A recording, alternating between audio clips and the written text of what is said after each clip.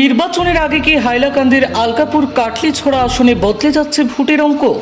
আসন্ন বিধানসভা নির্বাচনে কংগ্রেস প্রার্থী জুবাইর এনামের পাশে থাকার ঘোষণা করলেন আলকাপুর কাটলিছড়ার বৃহত্তর বকরিহাউড় অঞ্চলের সংখ্যালঘু মাইমাল ভোটারেরা।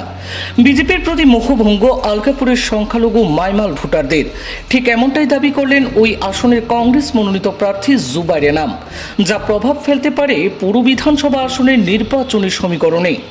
উল্লেখ্য, 2026-এর লোকসভা নির্বাচনে 5 দফা দাবি আদায়ের লক্ষ্যে মাইমাল ঐক্যের ডাকে শাসক দল বিজেপিকে সমর্থন করেছিলেন গোটা বরাকের মাইমাল সমাজের ভোটারেরা। তবে সময়ের সঙ্গে সঙ্গে সেই সমর্থনে ভাঙন ধরেছে। এবার শাসক দলের প্রতি স্পষ্ট মোহভঙ্গের ইঙ্গিত দিলেন সংখ্যালঘু মাইমাল ভোটাররা।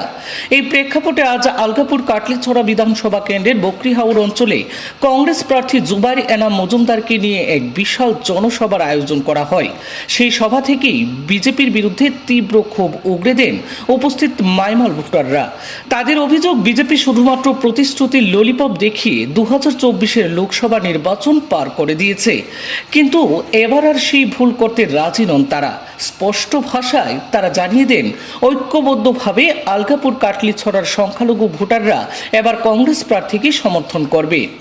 এদিকে প্রাক্তন বিধায়ক নিজামুদ্দিন চৌধুরীর ভূমিকায় তীব্র সমালোচনার মুখে পড়তে হয়েছে।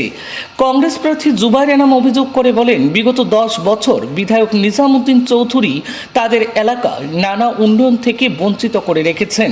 উন্নয়নের ছোঁয়া লাগতেই দেয়নি গোটা এলাকায়, তাই এবার মানুষ কংগ্রেসকেই বেছে নেবে। একজন ভোটার সব সমান, একজন ভোটার সব সমান, কিন্তু বিজেপি সরকারে জাস্ট ইলেকশন জিতিবার লেগে মানুষের মাঝে ভেদভাব আনিয়া নিজের নৌকা পার করবার লেগে এটা একটা প্রটেস্টা, যেটা আমরা কংগ্রেস পার্টির থেকে আমরা এটার এগেনস্টও আমরা ফাইট করিয়া যাইব। আর দেখুন, কংগ্রেস পার্টি যেহেতু আমরা না হিন্দু না মুসলমান, আমরা করি কনস্টিটিউশনের লেগে ফাইট। যে কনস্টিটিউশনে হিন্দু মুসলমান খ্রিস্টান শিখ সবরে সমান অধিকার দে, হোক কনস্টিটিউশনের এটা লড়াই।